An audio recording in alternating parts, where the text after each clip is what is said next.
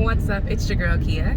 It's been a while since I've done a video, mainly being the reasons that I really haven't found anything that's really like inspired me to record a video. The whole Fresh and Fit, I had a video that I recorded for that and just didn't post it because I just stopped caring. Point blank period, they're just two morons and that's that. But I've been looking at the feedback from Sex and the City's new continuation is what I'm going to call it, and Just Like That, and listening to the people badmouth this series and how it's evolved and say it's this and say it's that and how it's ruined the legacy of the series. It's very annoying and frustrating. So let's start from the beginning. You know, Sex and the City was an iconic series. It was a series very specific to sex and relationships. It had very little to do with the outside life outside of those two things, and of course the intertwining of the girls' friendships. But they didn't have friends that were outside of the four girls. There were no people of color in New York, which during that time, I mean, come on now, let's be honest. The gay people in the series, the original series, were just kind of sidekick characters, but nobody really had any depth. And the series ended. It had two movies. The first one was really good. The second one was just kind of like, to me, the second movie that they did, Sex and the City 2, was kind of like one of those movies where you throw in the background when you're washing clothes or cleaning up. It wasn't bad. It wasn't good. But anyway. So the new series, they did a reboot on the series, and I'm not sure what people thought was going to happen, but I like what they did with it. They didn't keep these four women continuing to search for relationships in Sex and the City. Like their friend, I don't know if anybody remembers the episode where they had the pregnant friend, Janie, and they went to her baby shower, the baby shower episode. And Janie said to them, life cannot be like a Susan Powell or Suzette Powell novel, you know, four friends living in the city looking for love, because that's not real life once you reach past a certain age. Once you get married, I'm married, I have kids in the back. I don't know if you heard one of them just now. Your life evolves, your desires change, your thoughts change, and now we're looking at these women 20 years from when we last saw them. That's a huge jump in time. So many things have happened. They have written in the pandemic, they've written in heart attacks, they've written into all these things that actually happen to people in real life, and people are upset that it's not flirty, sexy, and fun. I'm sorry to tell you, but life is not flirty, sexy, and fun. I like the realistic portrayal of these women. I like the fact that they have friendships outside of each other, because I always thought that was odd. We never saw an additional friend. The additional friends we saw were always friends like, oh, well, so-and-so's coming in town and I haven't seen her since college, or so-and-so friend has a house in the Hamptons, I'm gonna go stay with them. Oh, so-and-so's friend came to stay with me and now they're engaged. Like, it was all silly, non-realistic stuff. I don't know if you can see me or not because the glare from the sun behind me is it's crazy. Anyway, it was always stuff like that. Now we're seeing them pursue friendships with other people. And there was a comment where someone said, why do these side characters have storylines? Like, no one cares. Yes, we do care. We do care to see about other people that are in these people's lives. For example, the most recent episode is episode 6, and we see the different couples have relationship conversations and arguments. You see Miranda and Steve. You see the professor and her husband, who's a musician. Then you see Nicole Ari Parker and her husband, because she won't put the mic next to her mouth, and they're getting in fights. And these are all realistic things that happen, because the way they're portraying it is, you think this person has a great relationship, when in reality they think you have a great relationship. In reality they think somebody else has a great relationship, but everybody is struggling to figure it out. That's what this series is supposed to be. Adult women growing into adults and doing adult stuff. So I'm gonna go character by character real quick. And if you don't want to watch this video, you don't have to. If you want to trash and say, but Sex and the City is this and that, it's supposed to be. It's not. Yes, Sex and the City is supposed to be that, and it'll always be that. But and Just Like That is not supposed to be any of that. So let's be real. We're talking about And Just Like That. It's honestly, it's almost like a new series. We just took those four characters. You know what it is? It's like when they took Frasier from Cheers and made Frasier his own show. He's still the same person, still the same character, but now we have all this other extra information. He's this whole fully realized person, not just a guy sitting at the bar at Cheers. That's what it is. Okay, so Carrie loses big. And a lot of people are like, oh my God, they killed off Big, blah, blah, blah. Well, Big has had heart issues for years. Also, Big had always been much older than her, I want to say. Wasn't he a whole 12 years older than her? So if she's 55, that makes him 67, 68. That's older. I mean, you don't want to have somebody have a heart attack at that age, but that's realistic. That can happen to some women. And it was very realistic how, you know, through the series and what we get to, how she's having little issues with having to move on and struggling to do it and not wanting to date, but needing to date because she's still the Sex and the City girl who's supposed to be given, you know, the lighthearted moments in her book. And she's just like, that's not really where I'm at. But if I have to, I will. And I feel like that Carrie in the series and the Carrie in real life is what everybody's trying to make her be. They want her to be the lighthearted, fun Sex and the City girl. And she's not that. She's a 55-year-old grown-ass woman who's a widow, and life sucks sometimes, and she's trying to navigate it, and it's cool seeing that storyline. Charlotte is realizing what it is to be a parent with one teenager and one preteen. Her youngest daughter is, I guess, transitioning or non-binary. I'm not sure which thing she's supposed to be, but we see naive Charlotte having to go from naive Charlotte to kind of open-minded, I'm here for you, supportive Charlotte, even though I have no idea what I'm doing. And I appreciate that because I'm a parent. I have a teenager and two little kids. You can hear them in the background again. And it's hard navigating having teenagers. And you think they're still your little cute kids who are gonna like all this stuff, and they don't. Also, navigating friendships. I'll go back to the end once I go through all the characters. Okay. And then we have Miranda.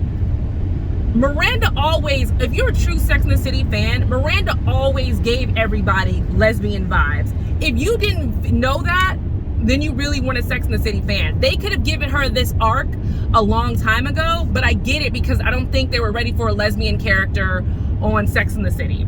That was actually like a main character. They gave it to Samantha as a lesbian character, but they gave it to her kind of in a weird, I've just kind of gone through all the men, so now I'm dating women, and it just wasn't a realistic lesbian relationship. I think they could have given Miranda that. But now they're giving Miranda that, giving Miranda what I feel like has always been her truth now. A lot of people are saying, but Steve and their love was so big. And just because you are in love with somebody, that love doesn't last forever. You wanted to, and she probably really did love Steve. No one is saying, just because she's figuring out who she is, if she's a queer person, bisexual person, whatever, she's trying to figure it out. And she's doing that now. It's weird and a little cringy to watch. I will agree with people on that, but this happens, especially after the pandemic. Watching her and Steve's relationship made sense in the pandemic era. You stop being a loving marriage and you start being roommates. I know so many married couples during the pandemic who are on the brink of divorce or got divorced or are trying to figure out how to get back to their coupledom now after the fact, because the pandemic hit them like a ton of bricks. All you're doing is stuck in the house with somebody. You're binge watching stuff. You're eating. You're trying to have the same stupid vapid conversation about the same old things because you guys aren't leaving the house. I told my husband the other day, if he wasn't an essential worker, we probably would be struggling right now. But because he had to leave the house, and then, you know, we got pregnant with the twins and things kind of had to keep pushing forward, we were able to keep our relationship steady. But we know a lot of couples who didn't, and they ended up, they're having rough times right now. And that's realistic. Miranda's relationship with Shay, oh God, I'm laughing because Miranda's trying to find herself after the pandemic. And again, that's not even a marriage situation. I know a lot of people who have gone through this. You're realizing that you may have been depressed or missing something. You're dealing with anxiety. There's so much stuff people dealt with during the pandemic. And Miranda tried to do it with alcohol, burying herself in bottles, drinking, trying to get the anxiety. Like, I know some people had social anxiety when they had to go back out into the world and use alcohol to deal with it. I dealt with insomnia, so I was drinking a little bit more because I was dealing with insomnia. Not while I was pregnant, before anybody goes like that. But it was hard to go to sleep because you're not doing enough during the day. You're just working and waiting for your husband to get home, and then you're cooking dinner and you're going to bed. So my body wasn't getting worn out. So she was dealing it with that way. So they took away the alcohol because that's not a healthy thing. Now she's looking for something, but because she's not getting that connection from, it seems like, from her friends. She's not getting that connection from Steve, and she sees Shay. I find Shay annoying, and I know other people do too, but if this is the person they want to give to her, that's fine. And Miranda starts making very reckless choices, which is what happens when you are confused about who you are, trying to find it and not exactly sure where to go. This is, again, all this stuff that's happening, it's cringy to watch, and some people aren't fans of it, but this is realistic. I mean, even, so let's just go back to a couple of things. Carrie going to go to the plastic surgeon, and him giving this all this stuff that she could do to her face, and taking off 15 years. And she's like, I don't want to take off 15 years. 15 years meant a lot to me. Charlotte and the dolls. Those dolls are not appropriate anymore. They're cute, great, whatever, but they're not appropriate. And her daughter having to tell her, like, that's not appropriate. They're also not made in that unique country. They're made in Jersey. Like, take those off the wall. Miranda again, and Steve not having sex. So that whole sex scene, there's a sex scene, if you haven't watched it, spoiler alert, there's a sex scene with Shay and Miranda. You should have watched it. It's really, it's a lot to watch. I've only watched that episode once because I couldn't get through that. And she pleasures her digitally in the kitchen. So then she reaches out to Shay. Shay does not respond. So now she's going to go home and try to figure out if she can rekindle her sex life with Steve. This was the most half-hearted attempt I have ever seen a woman or a man give to a sexual experience. And she lied and told Carrie, oh, well, you know, my sex life is dead on arrival. How is it dead on arrival when you didn't even try? You did not even try. That little weirdo thing in the kitchen where he's trying, and then you kind of like brush it off, and now he's embarrassed, and you guys go back to putting food away and washing dishes. It was awkward and cringy. But it can happen. And I think Miranda's just trying to validate her cheating on Steve. So let's talk about their friendship. Friendships evolve after years and years, and they take more work. They're just not as effortless as people want to say. With the whole Samantha not being on the show situation, they had her move to London after Carrie fired her as her publicist. The story is not 100%, you know, would make sense because Samantha was one of the most loyalist friends on the show. But what are they supposed to do? To say, oh, Samantha met a man and moved to Utah? What feedback were they supposed to get? Because they definitely didn't want to kill her off, because they're hoping that it can rekindle the friendship. And I'm also thinking maybe Samantha will watch the season and realize they have something different set up for the Samantha character, because I don't think they're gonna have Samantha running around still having sex with everybody. I think just like everybody else is grown on the show, she's grown on the show. So maybe they're hoping that when she sees this, she'll realize that, you know, it's gonna be different. You're not gonna be the same old Samantha. So they didn't kill her off. They could have, again, I'm not sure what storyline they could have given her to make it better sense, but she lives in London. They talk occasionally through text. She's around. She's just not in our faces.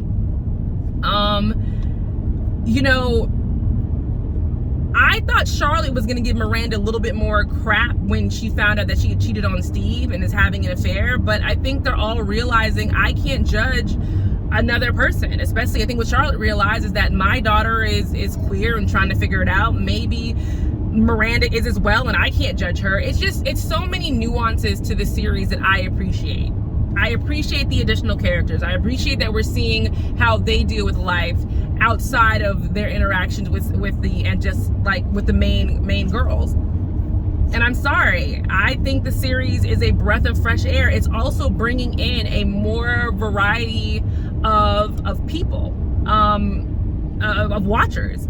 And someone's like, oh, well, they're just trying to hit every demographic possible. No, they're not. They're clearly going after the 30 and up girl. They're not going after, someone said they're going after 18 to 35. No girl 18 to 35 is going to watch this show. The show is geared towards 30 and up. Because anything younger, you're not going to understand it. You're not going to appreciate it, not going to value it. Unless you, and if you're an 18-year-old to 25 watching the show, you're basing everything off, I only like Sex in the City because it was sexy and flirty and fun and New York was so beautiful and she wears Manolo Blahniks and Balenciaga. No, that's not where we are. So, The last thing I'm going to bring up, and this is because this hits me personally, was the whole the Asian, what is it called? It's Asian Pacific Islander organization got mad at the Diwali episode. And the Diwali episode shows Seema and Carrie at the sari shop, picking out saris for the Diwali celebration, and then going to the Diwali celebration and meeting her parents and her family and this and that, and arranged marriage is brought up. And the people of that, or of the Asian Americans, I can't think of the names, organization, were offended, saying that the show used to be racist, and they're trying to cover that up by throwing in an Indian character and this and that, and how, you know, Carrie confused a langa with a sari, and I'm sorry, as someone in that culture, it's a bunch of BS.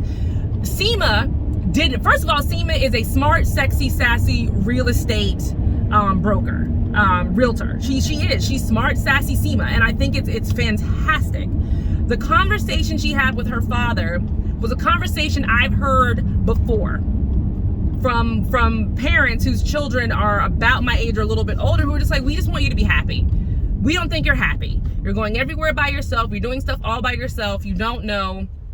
We're worried about you. We want to make sure you're taken care of. These are real conversations that not only Indian parents, but Black parents have with their children. I hate doing a video when people can see me, because it's really annoying, because I feel like they're watching my screen. Anyway, the conversation with Seema and her father was a regular conversation that I've heard. Arranged marriages happen. My husband's grandparents were arranged. They got married when he was 17 and she was 14 in Guyana. They were married for 68 years before my husband's grandmother passed. We also have a cousin who I think technically she was arranged, but it was when they were very young. They were parents knew each other. You've got a son, you've got a daughter. They put them together. They got married 5 years after they met, and they are very much happily married, and they only know each other. So arranged marriages are not so, oh my God, that's such an ancient tradition. It ain't that ancient. And I don't live in New York. I live in Florida. Still happens here. Carrie getting the langa confused with a sari. That happens all the time. Seema didn't go into an in-depth explanation about the difference between a sari and a langa and a kurta suit, and she didn't go into the difference. You're in a sari shop, it's reasonable to believe they're just different versions of a sari. Some girls wear saris to church.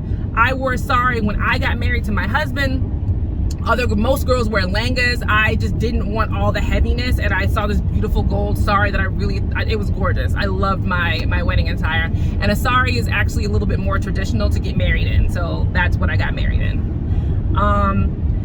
And then them also calling that Sex and the City was racist. Sex and the City was not racist. It lacked diversity. It was not racist. There is a huge difference. We can't be out here just smashing words together and go, oh, well, this goes together because it's kind of like this. No, racist means they had white people in blackface, and the only Hispanic people they had on there were I don't know, Chicano thugs or something, and the Asian people were this way, and it was not like that at all. They just lacked diversity on the show. So I just don't think that people are giving it enough respect that it has evolved, and just like that is an evolution of Sex and the City. It's not a reboot. It's not a, stage 2. It's an evolution of these women's lives. So this has been a long rant. I'm almost at 19 minutes long. I hope you watched the video. I can't wait to hear others' thoughts and feedback on the series. I really enjoy it. I will keep watching it. And let's get the conversation started. So like and subscribe to my channel, and I will talk to you guys next time. Bye.